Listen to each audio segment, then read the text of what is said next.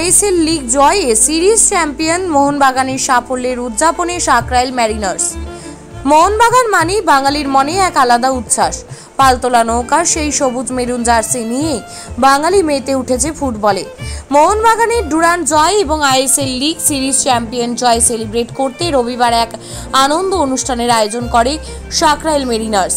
মোহনবাগান ক্লাবকে অনুসরণ করে 2018 সালে প্রতিষ্ঠিত হয়েছে এই সাকরাইল মেরিনার্স গ্রুপে। ইস্ট বেঙ্গলকে হারিয়ে ডুরান্ড জয় এবং সুপার জায়ান্টকে হারিয়ে আইএসএল লিগ সিরিজ চ্যাম্পিয়ন হয়েছে মোহনবাগান ক্লাব।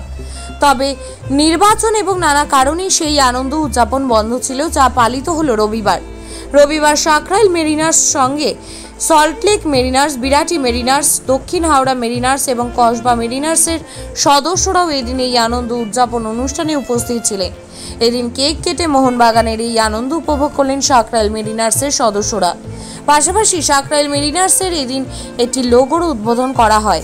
প্রতি বছরের মতো এবছরও রক্তদান শিবির আয়োজন করার কথা এদিন বলেন সাকরাইল মেরিনার্সের সম্পাদক অর্ণব ঘোষ। পাশাপাশি শীতের সময় অনূর্ধ্ব 21 টিমকে নিয়ে টুর্নামেন্ট চালানো হয় বলে জানান অর্ণব ঘোষ। বেঙ্গল বুলেটিন নিউজের পক্ষ থেকে শঙ্খ ভট্টাচার্যের রিপোর্ট। বলতে আমরা 2023-এ ডুরান্ড চ্যাম্পিয়ন হয়েছি। 2023-24 সেশনটা আমাদের মাতৃসম ক্লাব মোহনবাগান, যাকে ফলো করে আমরা আমাদের এই সাকরাইল মেরিনার্স বানিয়েছি 2018-তে।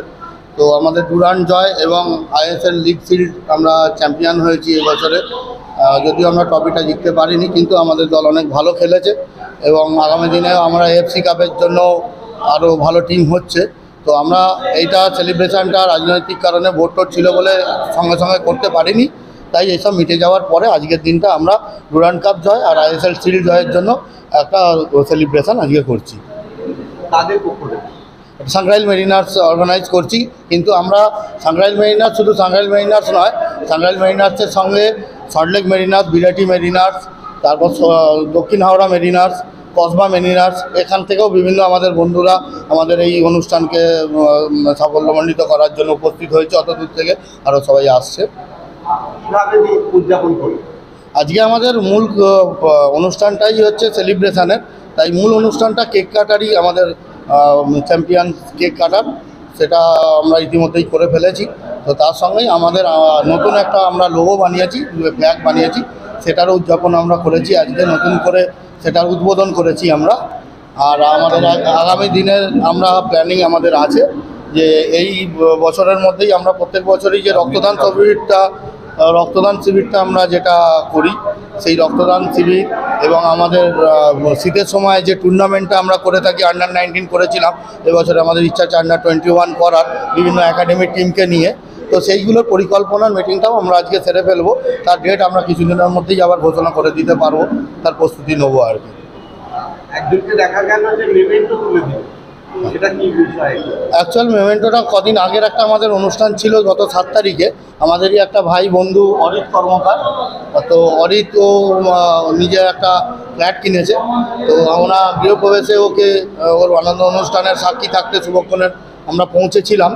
তো সেই উপলক্ষেই যাতে বাকিরাও সবাই উদ্বুদ্ধ হয় যে এরকম কিছু করার জন্য, নিজের মতো করে সবার জন্য কিছু করার জন্য, তো সেটা করার জন্য আমরা ওকে জাস্ট একটা ওর ভালো মুহূর্তের ছবিগুলো দিয়ে একটা স্মারক বানিয়ে দিয়েছি, যেটা ওর বাড়িতে থাকবে।